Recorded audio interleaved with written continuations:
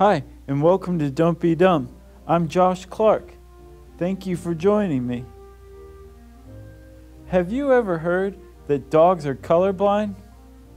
That's a preposterous untruth.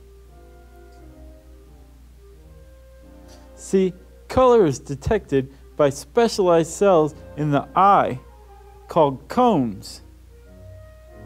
Humans have 3 types of cones. That allows us to see colors along the rainbow spectrum that we can see. But we can't see infrared or ultraviolet. Just go ahead and try. You can't do it. Dogs, on the other hand, have 2 kinds of cone cells, which means that they can see color too. But where we see our nice rainbow, dogs see dark, medium, and light blue, light gray, light yellow, brownish yellow, and dark brown.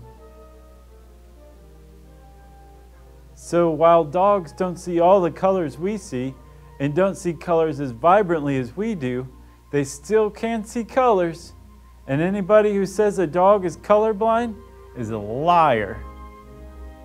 So the next time somebody tells you a dog is colorblind, you set them straight and tell them Josh sent you. Thanks for joining me.